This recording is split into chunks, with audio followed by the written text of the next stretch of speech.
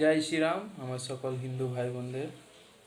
আপনারা এই বাচ্চাটার কথাগুলো একটু শুনবেন। দেখেন এই ছোট বাচ্চাটা কি বলছে, আপনারা একটু শুনেন, তারপরে আপনারা একটা নিজের মন্তব্য অনুযায়ী একটা কমেন্ট করে যাবেন। বাচ্চাটার কথাগুলো শুনেন, তারপরেই বলবেন যে নাম কি ভাইয়া?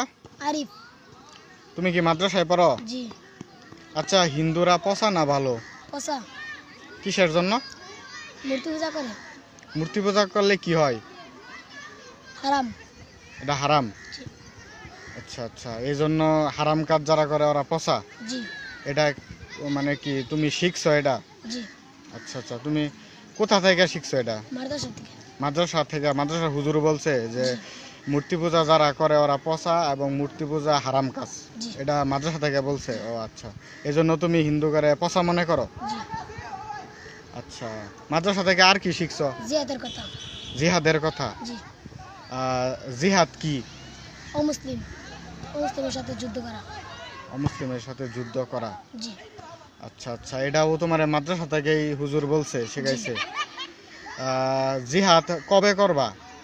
ইমাম মেহেদি চলে আসছে। ইমাম মেহেদি চলে আসলে জি। জিহাদ করবা? জি। এটা কি হুজুরেই বলছে? জি। আচ্ছা আচ্ছা, হুজুরে তোমারে কি বলে, মানে তুমি বড় হয়ে জিহাদ টিহাদ করবা বা এরকম কিছু কি বলছে কখনো? জি। কি বলছে একটু বলো তো। বড় হয়ে জিহাদ কি মানবে? বড় হয়ে জিহাদ করবা এটা বলছে? জি। জিহাদে তো অনেক মারামারি করা লাগে, অনেক তলোয়ার দিয়ে যুদ্ধ করা লাগে, এগুলা কি তুমি করতে পারবা? জি ইনশাআল্লাহ, আল্লাহর তৌফিক দান করলে পারবো। আল্লাহ তৌফিক দান করলে করতে পারবা? জি। এই কনফিডেন্স, মানে এটা কি তোমার হুজুরে সাহস দেয় সবসময়? জি। আচ্ছা আচ্ছা, ঠিক আছে।